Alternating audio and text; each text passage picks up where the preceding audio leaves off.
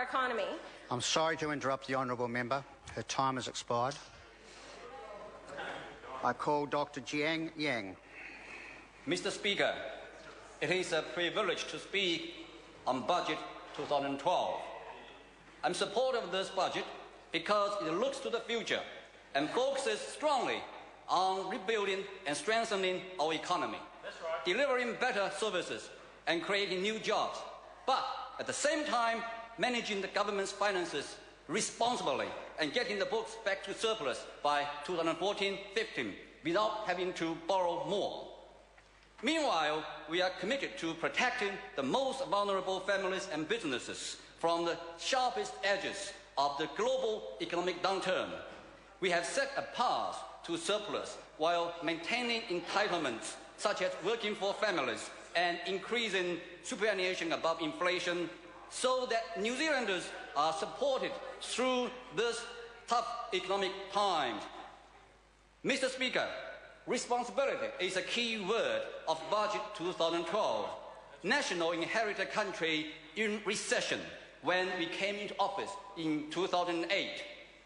Earlier this month, the Reserve Bank of New Zealand's Financial Stability Report stated that, quote, New Zealand's financial system remains vulnerable to global financial instability, despite an improvement in financial market sentiment since the start of 2012. The statement supports National's priority on getting our books back to surplus. A surplus helps keep mortgage rates lower for longer. It gives the government choices about how it invests our taxes. It ensures that our economy is stronger and more stable and able to reflect future economic surprises. Only by acting responsibly can New Zealanders be ensured a brighter future. The national government is committed to that goal. To achieve that goal, we have a lot of work to do.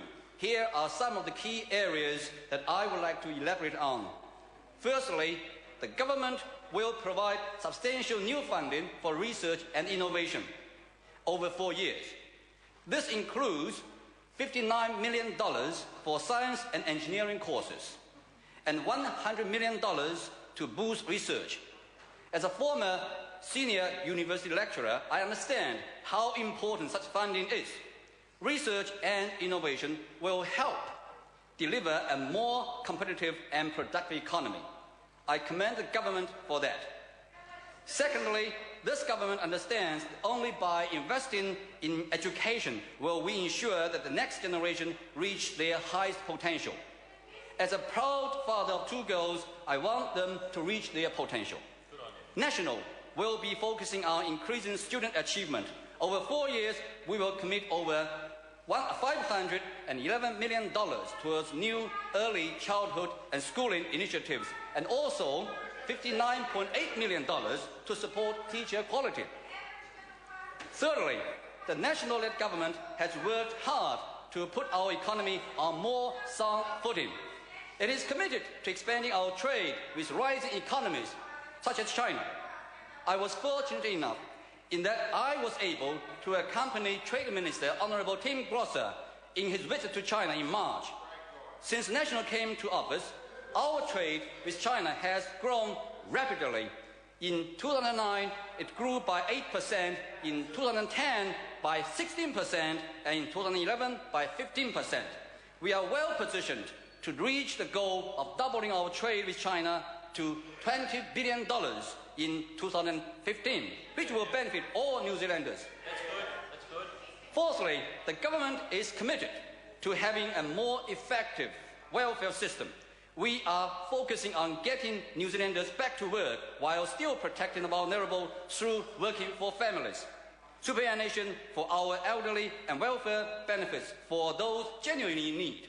However, for too long, New Zealand has been strangled by a welfare dependency that drains the taxpayer and does nothing to grow the economy. We want those who can work back to work. We want to break the vicious cycle of welfare dependency that can go from generation to generation in some families. We want them to know that work is good for them and for the country. All New Zealanders should strive to better themselves so that they can have a brighter future. That is why we are investing over $287 million on education and training to better support the beneficiaries to turn to work.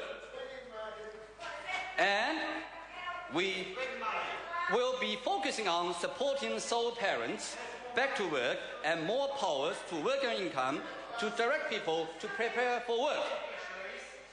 What I should also mention is the issue of law and order. The national government is staying tough on crime with a record 15-year low crime rate in 2011. Like many New Zealanders, the Chinese community are law-abiding citizens and rate law and order high on their priorities.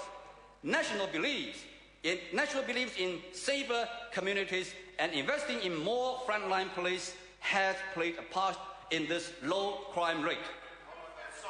Mr. Speaker, as a member of the Health Select Committee, I now would like to turn my attention to our successful public health service. The national-led government is achieving great results for New Zealanders in delivering a world-class public health service.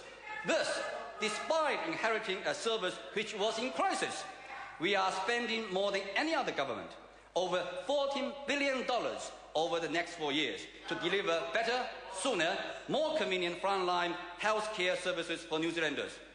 And in Budget 2012, health received the largest increase in government spending, a sign of National's commitment to growing our public health service. As a result of National's investment, we now have 800 more doctors and 2,000 more nurses. And as a member of the Health Select Committee, I am supportive of more efficiency and less bureaucracy in our health system.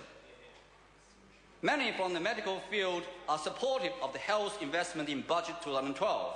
Medicines New Zealand said, quote, "We support the government's commitment to improving access to innovative medicines and protecting and growing public health services in a tight economic climate. Thousands of New Zealand patients have benefited from increased government investment in pharmaceuticals over the past 3 years." End quote. Mr. Speaker, this budget is about growing New Zealand's economy and giving New Zealanders hope for a brighter future. National has shown that we have the right policies to help cushion New Zealand in tough economic times. We remain resolute in our commitment to responsibly managing government finances so that we turn to surplus sooner and without incurring more debt. We are building a more competitive and productive economy. We are delivering better frontline public services such as health and education, and we are focusing on priorities that matter to all New Zealanders. We do not want to see a return to debt-filled excesses of the last Labour government. That is why National is disciplined around spending and capital management. Mr. Speaker, National's commitment to growing New Zealand's economy and responsible fiscal management speaks for itself. We have created 60,000 new jobs in the past 2 years. Mortgage rates are at 45-year lows. Tax cuts across the board to reward hard work. More doctors and nurses providing health care to Kiwis, and more frontline police protecting our communities. Despite the extraordinary challenges we've all faced in the last few years, which included the 2008 recession, global financial crisis, and the devastating Christchurch earthquakes, New Zealand is on a good track for growth. Mr. Speaker, I commend this budget. Thank you. Members, the next call, I understand, is a split call.